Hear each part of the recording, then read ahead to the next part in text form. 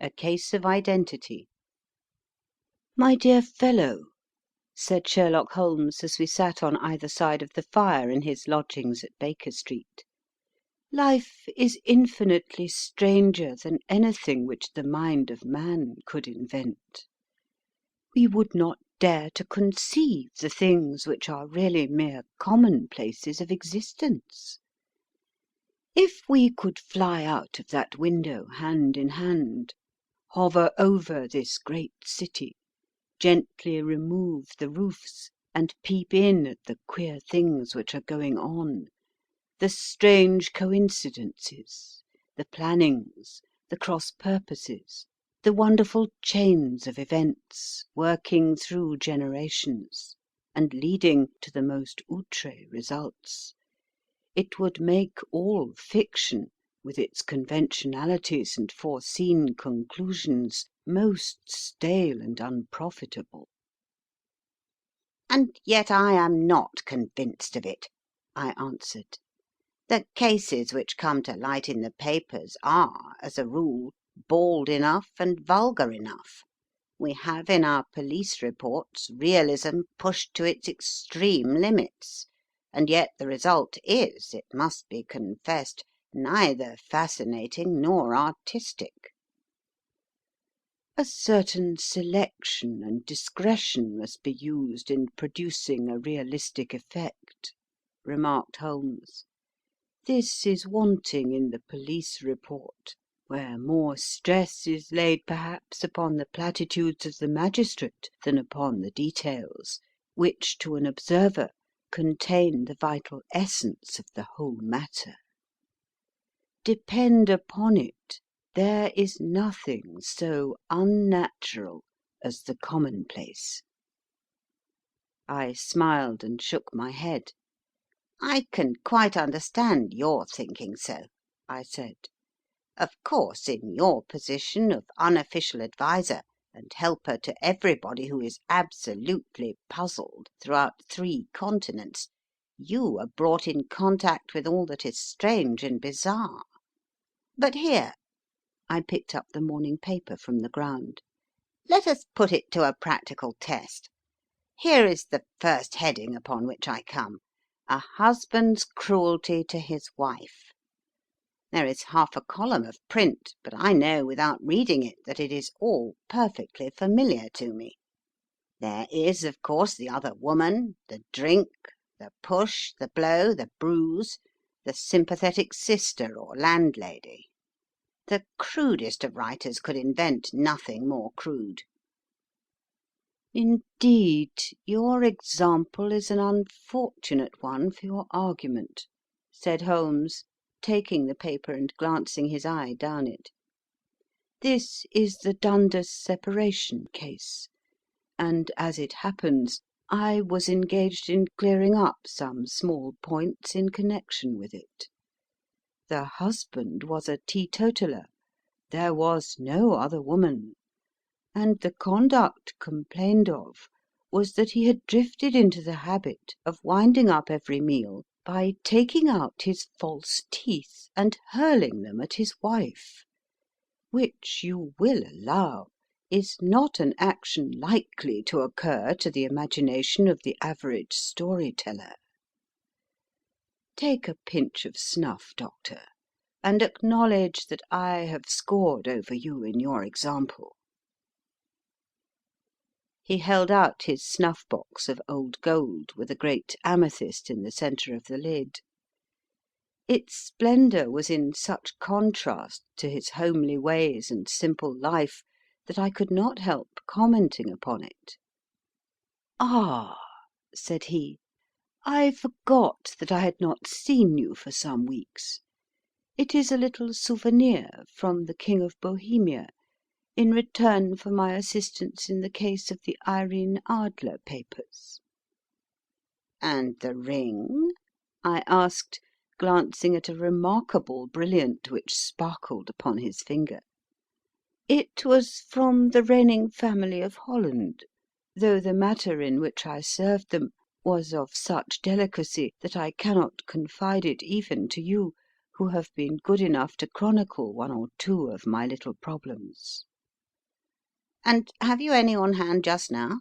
I asked with interest. "Some 10 or 12, but none which present any feature of interest. They are important, you understand, without being interesting. Indeed, I have found that it is usually in unimportant matters that there is a field for the observation, and for the quick analysis of cause and effect which gives the charm to an investigation. The larger crimes are apt to be the simpler, for the bigger the crime, the more obvious, as a rule, is the motive. In these cases, save for one rather intricate matter which has been referred to me from Marseille, there is nothing which presents any features of interest. It is possible, however, that I may have something better before very many minutes are over, for this is one of my clients, or I am much mistaken." He had risen from his chair, and was standing between the parted blinds, gazing down into the dull, neutral tinted London street.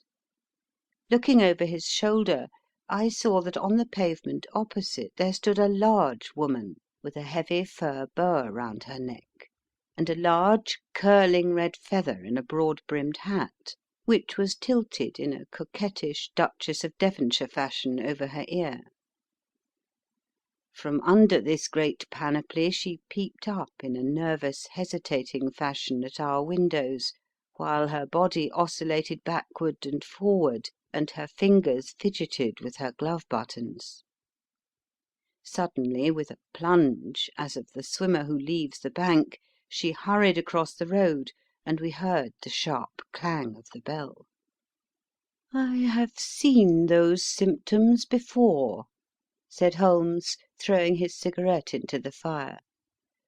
"Oscillation upon the pavement always means an affaire de cœur.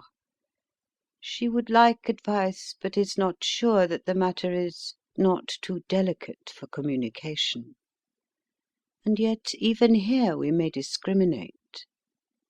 When a woman has been seriously wronged by a man, she no longer oscillates, and the usual symptom is a broken bell wire. Here we may take it that there is a love matter, but that the maiden is not so much angry as perplexed or grieved. But here she comes in person to resolve our doubts." As he spoke there was a tap at the door, and the boy in buttons entered to announce Miss Mary Sutherland, while the lady herself loomed behind his small black figure like a full-sailed merchantman behind a tiny pilot-boat. Sherlock Holmes welcomed her with the easy courtesy for which he was remarkable, and having closed the door and bowed her into an armchair, he looked her over in the minute and yet abstracted fashion which was peculiar to him. "Do you not find," he said, "that with your short sight it is a little trying to do so much typewriting?" "I did at first," she answered, "but now I know where the letters are without looking." Then, suddenly realizing the full purport of his words, she gave a violent start and looked up, with fear and astonishment upon her broad, good-humoured face. "You've heard about me, Mr. Holmes," she cried, "else how could you know all that?" "Never mind," said Holmes, laughing. "It is my business to know things. Perhaps I have trained myself to see what others overlook. If not, why should you come to consult me?" "I came to you, sir, because I heard of you from Mrs. Etheridge, whose husband you found so easy when the police and everyone had given him up for dead. Oh, Mr. Holmes, I wish you would do as much for me. I am not rich, but still I have 100 a year in my own right, besides the little that I make by the machine, and I would give it all to know what has become of Mr. Hosmer Angel." "Why did you come away to consult me in such a hurry?" asked Sherlock Holmes, with his fingertips together and his eyes to the ceiling. Again a startled look came over the somewhat vacuous face of Miss Mary Sutherland. "Yes, I did bang out of the house," she said, "for it made me angry to see the easy way in which Mr. Windybank, that is, my father, took it all. He would not go to the police, and he would not go to you, and so at last, as he would do nothing, and kept on saying that there was no harm done, it made me mad, and I just on with my things and came right away to you."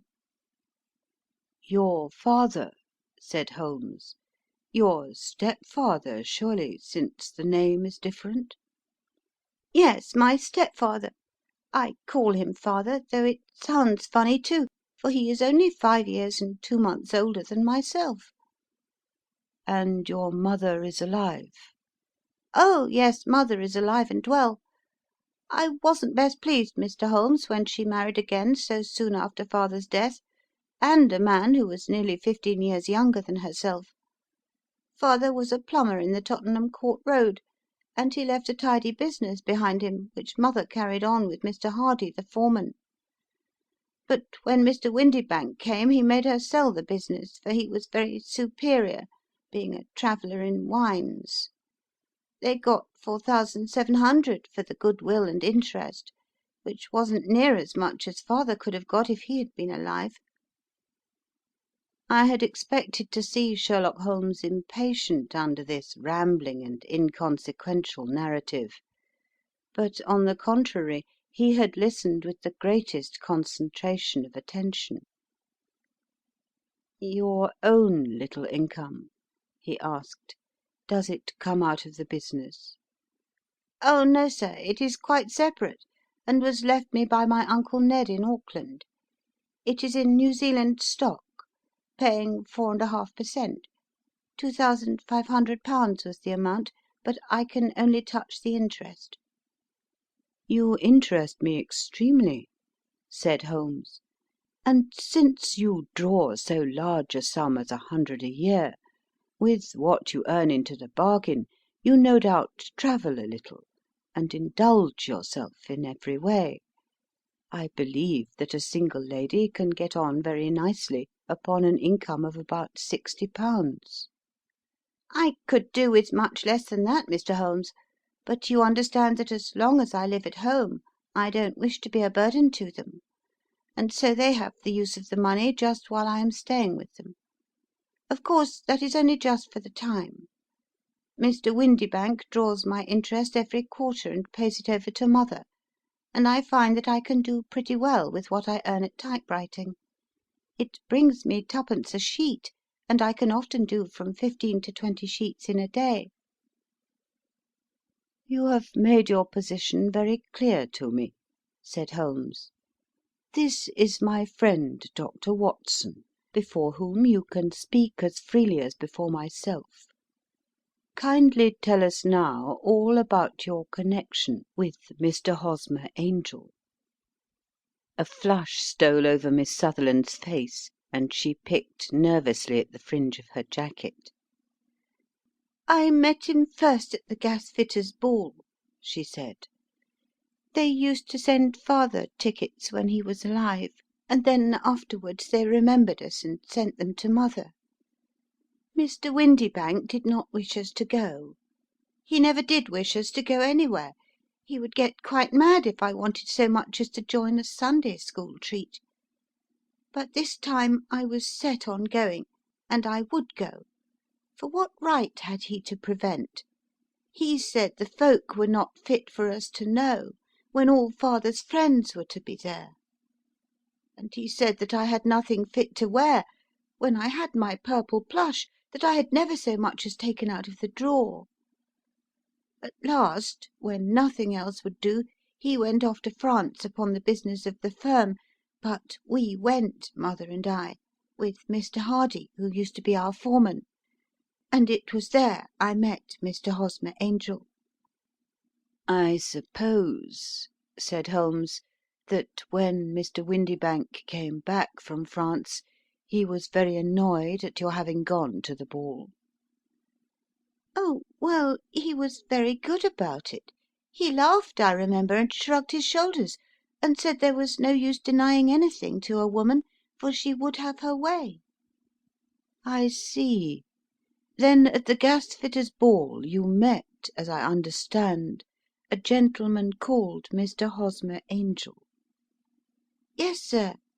I met him that night, and he called next day to ask if we had got home all safe, and after that we met him, that is to say, Mr. Holmes, I met him twice for walks, but after that father came back again, and Mr. Hosmer Angel could not come to the house any more." "No?" "Well, you know father didn't like anything of the sort. He wouldn't have any visitors if he could help it, and he used to say that a woman should be happy in her own family circle. But then, as I used to say to mother, a woman wants her own circle to begin with, and I had not got mine yet." "But how about Mr. Hosmer Angel? Did he make no attempt to see you?" "Well, father was going off to France again in a week, and Hosmer wrote and said that it would be safer and better not to see each other until he had gone. We could write in the meantime, and he used to write every day. I took the letters in the morning, so there was no need for father to know." "Were you engaged to the gentleman at this time?" "Oh, yes, Mr. Holmes. We were engaged after the first walk that we took. Hosmer, Mr. Angel, was a cashier in an office in Leadenhall Street, and—" "What office?" "That's the worst of it, Mr. Holmes. I don't know." "Where did he live, then?" "He slept on the premises." "And you don't know his address?" "No, except that it was Leadenhall Street." "Where did you address your letters, then?"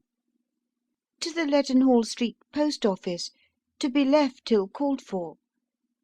He said that if they were sent to the office he would be chaffed by all the other clerks about having letters from a lady, so I offered to typewrite them, like he did his. But he wouldn't have that, for he said that when I wrote them they seemed to come from me, but when they were typewritten he always felt that the machine had come between us. That will just show you how fond he was of me, Mr. Holmes, and the little things that he would think of." "It was most suggestive," said Holmes. "It has long been an axiom of mine that the little things are infinitely the most important. Can you remember any other little things about Mr. Hosmer Angel?" "He was a very shy man, Mr. Holmes. He would rather walk with me in the evening than in the daylight, for he said that he hated to be conspicuous. Very retiring and gentlemanly he was. Even his voice was gentle. He'd had the quinsy and swollen glands when he was young, he told me, and it had left him with a weak throat, and a hesitating, whispering fashion of speech. He was always well dressed, very neat and plain, but his eyes were weak, just as mine are, and he wore tinted glasses against the glare." "Well, and what happened when Mr. Windybank, your stepfather, returned to France?" "Mr. Hosmer Angel came to the house again, and proposed that we should marry before father came back. He was in dreadful earnest, and made me swear, with my hands on the Testament, that whatever happened I would always be true to him. Mother said he was quite right to make me swear, and that it was a sign of his passion. Mother was all in his favour from the first, and was even fonder of him than I was. Then, when they talked of marrying within the week, I began to ask about father, but they both said never to mind about father, but just to tell him afterwards, and mother said she would make it all right with him. I didn't quite like that, Mr. Holmes.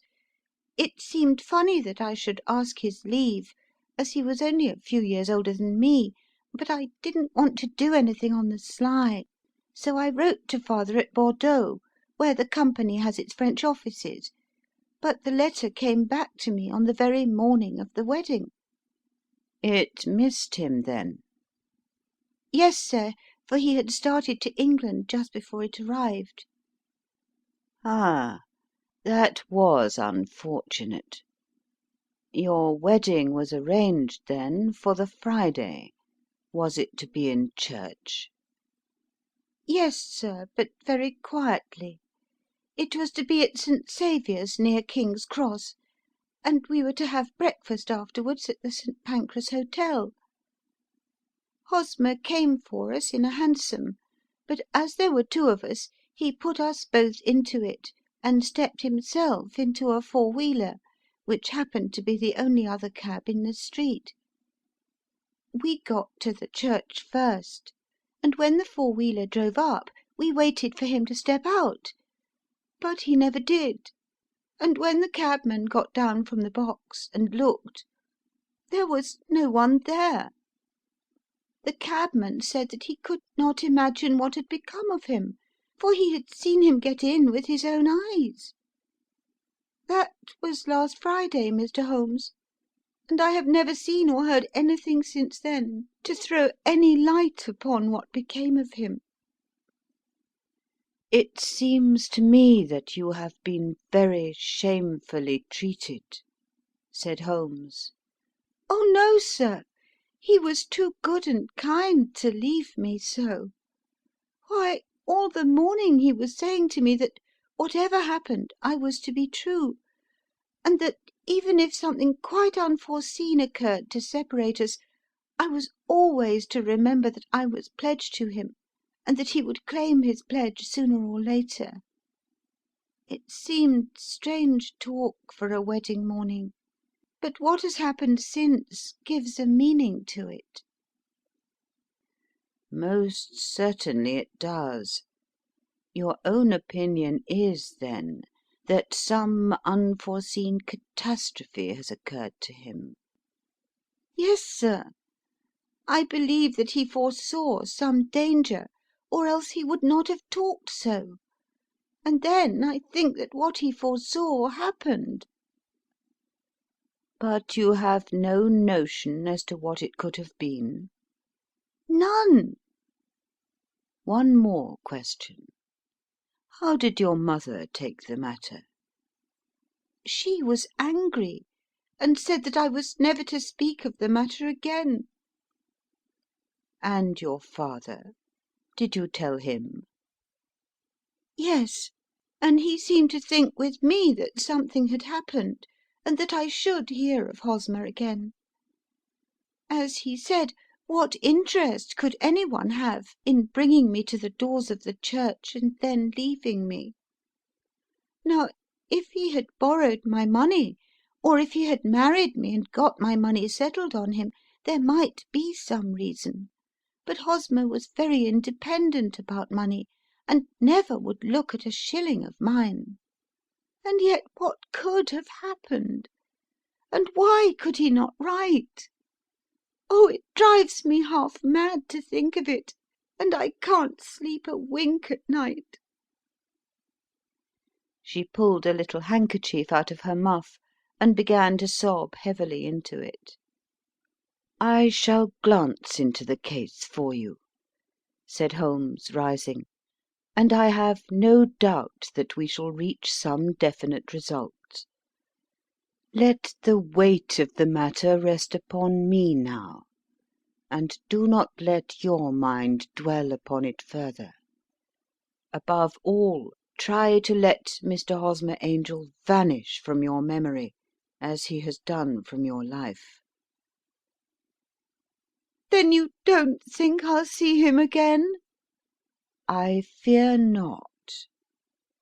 "Then what has happened to him?"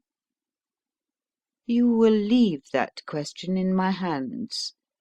I should like an accurate description of him, and any letters of his which you can spare."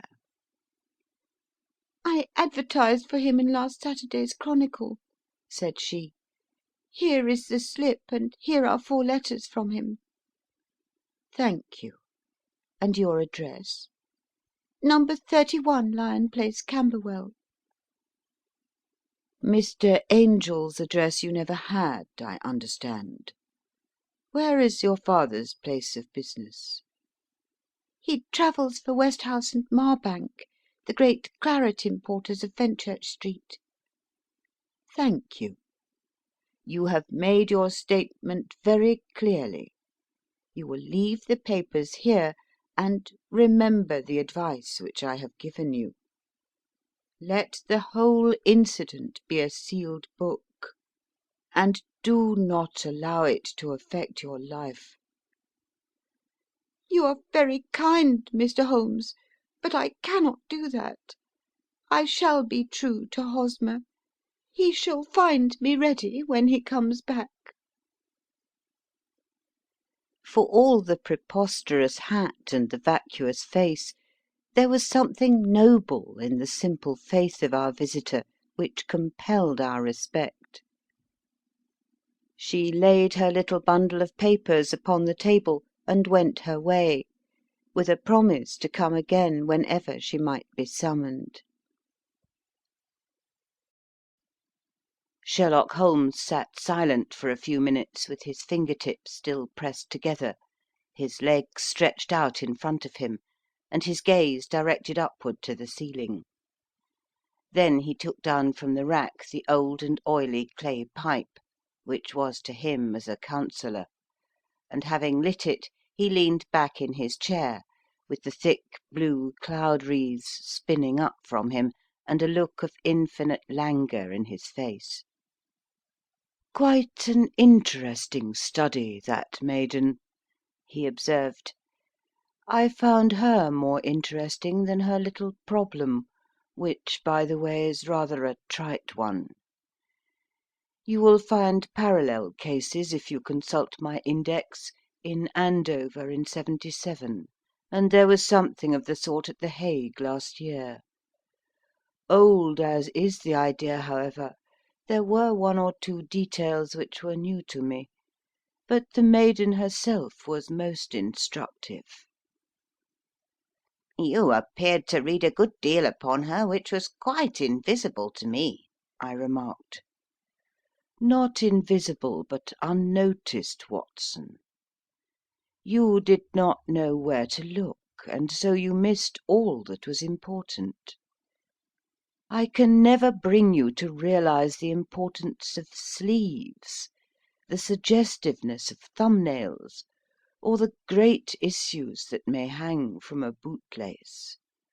Now, what did you gather from that woman's appearance? Describe it." "Well, she had a slate-coloured, broad-brimmed straw hat, with a feather of a brickish red. Her jacket was black, with black beads sewn upon it, and a fringe of little black jet ornaments. Her dress was brown, rather darker than coffee colour, with a little purple plush at the neck and sleeves. Her gloves were greyish, and were worn through at the right forefinger. Her boots I didn't observe. She had small round hanging gold earrings, and a general air of being fairly well to do in a vulgar, comfortable, easy-going way." Sherlock Holmes clapped his hands softly together and chuckled. "Upon my word, Watson, you are coming along wonderfully. You have really done very well indeed. It is true that you have missed everything of importance, but you have hit upon the method, and you have a quick eye for colour. Never trust to general impressions, my boy, but concentrate yourself upon details. My first glance is always at a woman's sleeve. In a man it is perhaps better first to take the knee of the trouser. As you observe, this woman had plush upon her sleeves, which is a most useful material for showing traces. The double line a little above the wrist, where the typewritist presses against the table, was beautifully defined. The sewing machine of the hand type leaves a similar mark, but only on the left arm, and on the side of it farthest from the thumb, instead of being right across the broadest part, as this was. I then glanced at her face, and observing the dint of a pince nez at either side of her nose, I ventured a remark upon short sight and typewriting, which seemed to surprise her. It surprised me. But surely it was obvious. I was then much surprised and interested, on glancing down, to observe that, though the boots which she was wearing were not unlike each other, they were really odd ones, the one having a slightly decorated toe cap, and the other a plain one. One was buttoned only in the 2 lower buttons out of 5, and the other at the 1st, 3rd, and 5th. Now, when you see that a young lady, otherwise neatly dressed, has come away from home with odd boots, half buttoned, it is no great deduction to say that she came away in a hurry. And what else? I asked, keenly interested, as I always was, by my friend's incisive reasoning. I noted in passing that she had written a note before leaving home, but after being fully dressed. You observed that her right glove was torn at the forefinger, but you did not apparently see that both glove and finger were stained with violet ink. She had written in a hurry and dipped her pen too deep. It must have been this morning, or the mark would not remain clear upon the finger. All this is amusing, though rather elementary. But I must go back to business, Watson. Would you mind reading me the advertised description of Mr. Hosmer Angel? I held the little printed slip to the light. Missing, it said, on the morning of the 14th, a gentleman named Hosmer Angel, about 5 feet 7 inches in height, strongly built, sallow complexion, black hair a little bald in the centre, bushy black side whiskers and moustache, tinted glasses, slight infirmity of speech. Was dressed when last seen in black frock coat faced with silk, black waistcoat, gold Albert chain, and grey Harris tweed trousers, with brown gaiters over elastic sided boots. Known to have been employed in an office in Leadenhall Street. Anybody bringing That will do, said Holmes. As to the letters, he continued, glancing over them, they are very commonplace. Absolutely no clue in them to Mr. Angel, save that he quotes Balzac once. There is one remarkable point, however, which will no doubt strike you. They are typewritten, I remarked. Not only that, but the signature is typewritten. Look at the neat little Hosmer Angel at the bottom. There is a date, you see, but no superscription except Leadenhall Street, which is rather vague. The point about the signature is very suggestive. In fact, we may call it conclusive. Of what? My dear fellow, is it possible you do not see how strongly it bears upon the case? I cannot say that I do, unless it were that he wished to be able to deny his signature if an action for breach of promise were instituted. No, that was not the point. However, I shall write 2 letters which should settle the matter. One is to a firm in the City, the other is to the young lady's stepfather, Mr. Windibank, asking him whether he could meet us here at 6 o'clock tomorrow evening. It is just as well that we should do business with the male relatives. And now, Doctor, we can do nothing until the answers to those letters come, so we may put our little problem upon the shelf for the interim.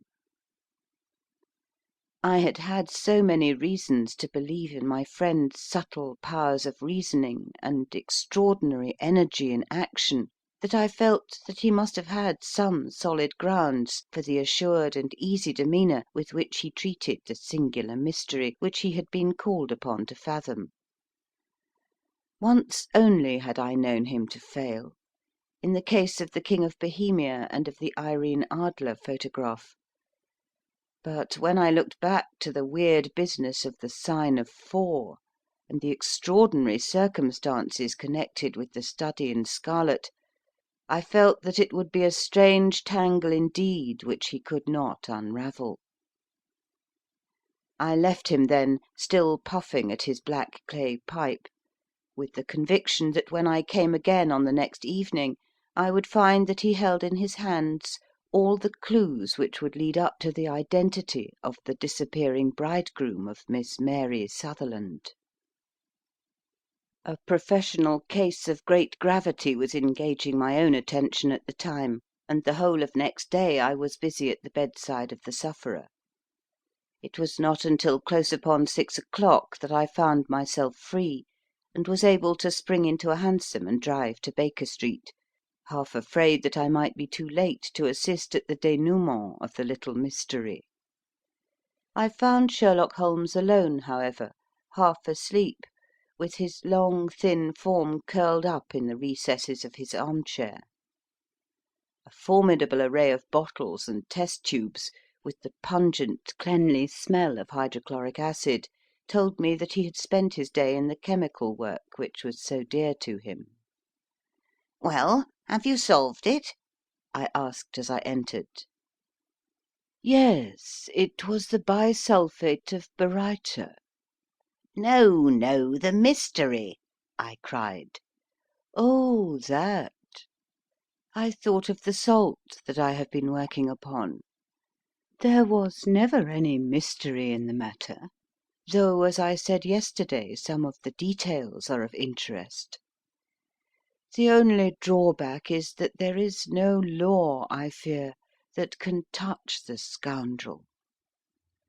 Who was he, then, and what was his object in deserting Miss Sutherland? The question was hardly out of my mouth, and Holmes had not yet opened his lips to reply, when we heard a heavy footfall in the passage, and a tap at the door.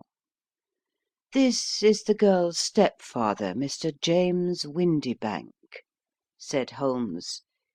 "He has written to me to say that he would be here at 6. Come in." The man who entered was a sturdy, middle-sized fellow, some 30 years of age, clean shaven and sallow skinned, with a bland, insinuating manner, and a pair of wonderfully sharp and penetrating grey eyes. He shot a questioning glance at each of us, placed his shiny top hat upon the sideboard, and with a slight bow sidled down into the nearest chair. "Good evening, Mr. James Windibank," said Holmes. "I think that this typewritten letter is from you, in which you made an appointment with me for 6 o'clock?" Yes, sir, I am afraid that I am a little late, but I am not quite my own master, you know. I am sorry that Miss Sutherland has troubled you about this little matter, for I think it is far better not to wash linen of the sort in public. It was quite against my wishes that she came, but she is a very excitable, impulsive girl, as you may have noticed, and she is not easily controlled when she has made up her mind on a point.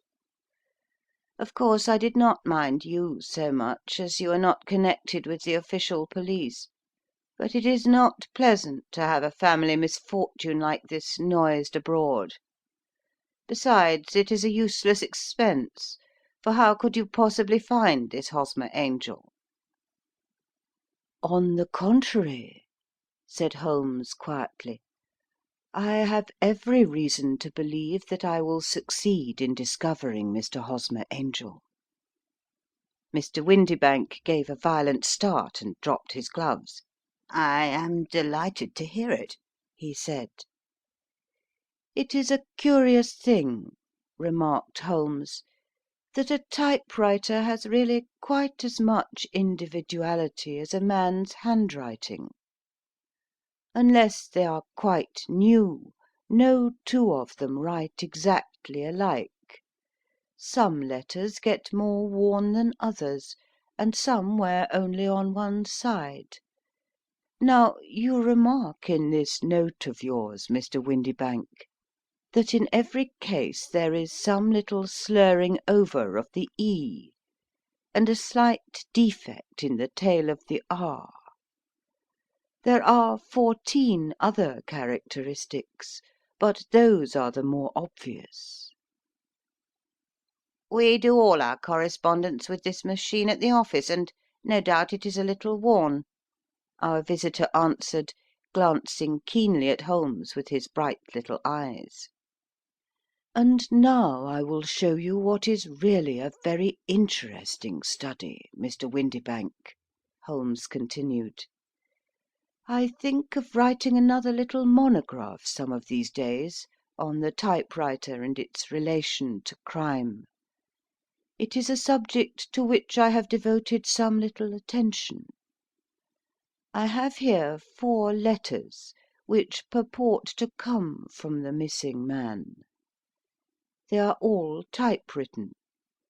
In each case, not only are the E's slurred and the R's tailless, but you will observe, if you care to use my magnifying lens, that the 14 other characteristics to which I have alluded are there as well.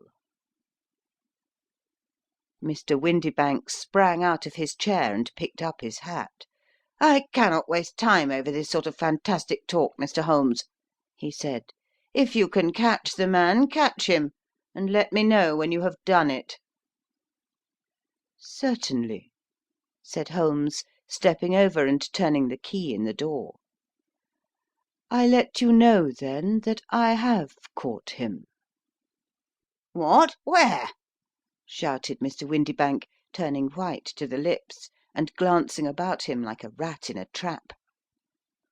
"Oh, it won't do, really it won't," said Holmes suavely.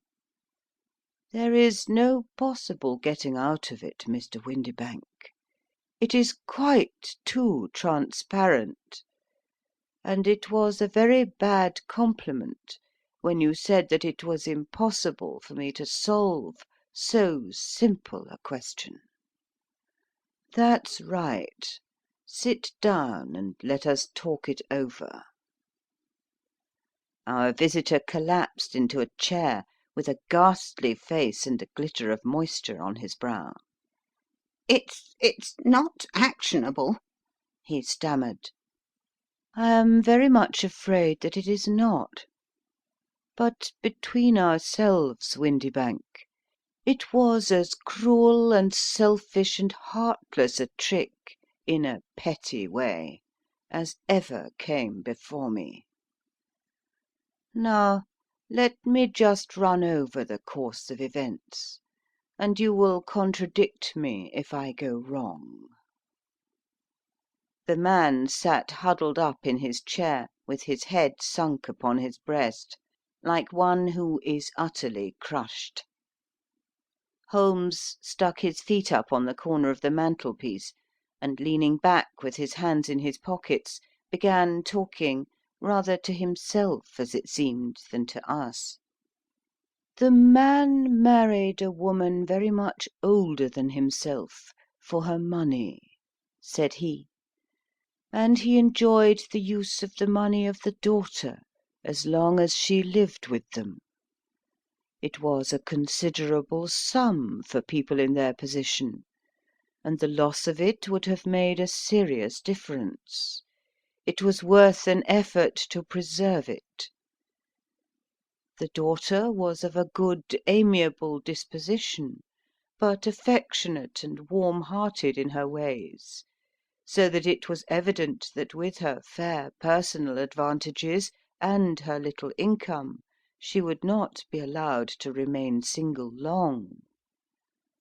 Now, her marriage would mean, of course, the loss of 100 a year. So what does her stepfather do to prevent it? He takes the obvious course of keeping her at home, and forbidding her to seek the company of people of her own age. But soon he found that that would not answer for ever. She became restive, insisted upon her rights, and finally announced her positive intention of going to a certain ball. What does her clever stepfather do then? He conceives an idea more creditable to his head than to his heart. With the connivance and assistance of his wife, he disguised himself, covered those keen eyes with tinted glasses, masked the face with a moustache and a pair of bushy whiskers, sunk that clear voice into an insinuating whisper, and doubly secure on account of the girl's short sight, he appears as Mr. Hosmer Angel, and keeps off other lovers by making love himself. "It was only a joke at first," groaned our visitor. "We never thought that she would have been so carried away." Very likely not. However that may be, the young lady was very decidedly carried away, and having quite made up her mind that her stepfather was in France, the suspicion of treachery never for an instant entered her mind. She was flattered by the gentleman's attentions, and the effect was increased by the loudly expressed admiration of her mother. Then Mr. Angel began to call, for it was obvious that the matter should be pushed as far as it would go, if a real effect were to be produced. There were meetings, and an engagement, which would finally secure the girl's affections from turning towards anyone else. But the deception could not be kept up for ever. These pretended journeys to France were rather cumbrous. The thing to do was clearly to bring the business to an end in such a dramatic manner that it would leave a permanent impression upon the young lady's mind, and prevent her from looking upon any other suitor for some time to come. Hence those vows of fidelity exacted upon a testament, and hence also the allusions to a possibility of something happening on the very morning of the wedding. James Windybank wished Miss Sutherland to be so bound to Hosmer Angel, and so uncertain as to his fate, that for 10 years to come, at any rate, she would not listen to another man. As far as the church door he brought her, and then, as he could go no farther, he conveniently vanished away by the old trick of stepping in at one door of a four-wheeler and out at the other. I think that was the chain of events, Mr. Windybank." Our visitor had recovered some of his assurance while Holmes had been talking, and he rose from his chair now with a cold sneer upon his pale face. "It may be so, or it may be not, Mr. Holmes," said he. "But if you are so very sharp, you ought to be sharp enough to know that it is you who are breaking the law now, and not me. I have done nothing actionable from the first, but as long as you keep that door locked, you lay yourself open to an action for assault and illegal constraint." "The law cannot, as you say, touch you," said Holmes, unlocking and throwing open the door. "Yet there never was a man who deserved punishment more. If the young lady has a brother or a friend, he ought to lay a whip across your shoulders. By Jove!" he continued, flushing up at the sight of the bitter sneer upon the man's face, "it is not part of my duties to my client, but here's a hunting crop handy, and I think I shall just treat myself to—" He took 2 swift steps to the whip, but before he could grasp it there was a wild clatter of steps upon the stairs, the heavy hall door banged, and from the window we could see Mr. James Windibank running at the top of his speed down the road. "There's a cold-blooded scoundrel," said Holmes, laughing, as he threw himself down into his chair once more. "That fellow will rise from crime to crime until he does something very bad and ends on a gallows. The case has, in some respects, been not entirely devoid of interest." "I cannot now entirely see all the steps of your reasoning," I remarked. "Well, of course it was obvious from the first that this Mr. Hosmer Angel must have some strong object for his curious conduct.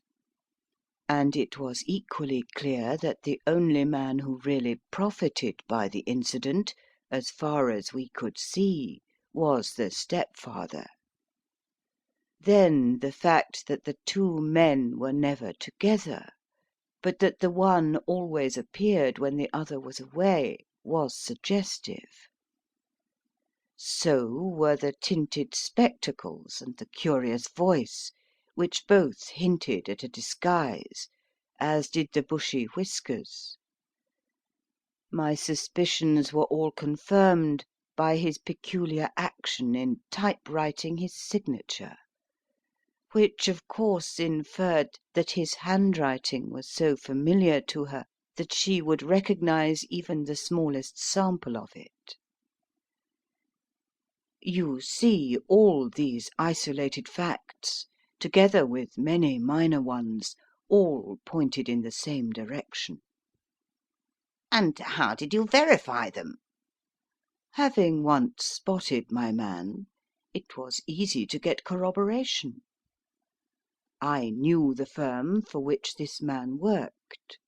Having taken the printed description, I eliminated everything from it which could be the result of a disguise, the whiskers, the glasses, the voice, and I sent it to the firm with a request that they would inform me whether it answered to the description of any of their travellers. I had already noticed the peculiarities of the typewriter, and I wrote to the man himself at his business address, asking him if he would come here. As I expected, his reply was typewritten, and revealed the same trivial but characteristic defects. The same post brought me a letter from Westhouse and Marbank of Fenchurch Street, to say that the description tallied in every respect with that of their employé, James Windibank.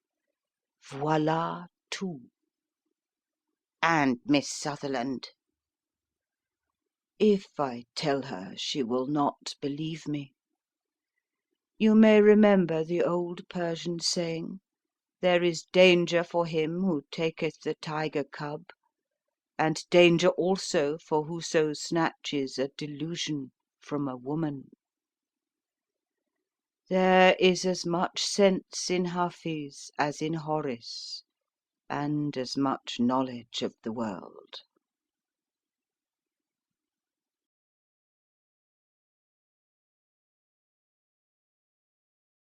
Recording by Ruth Golding.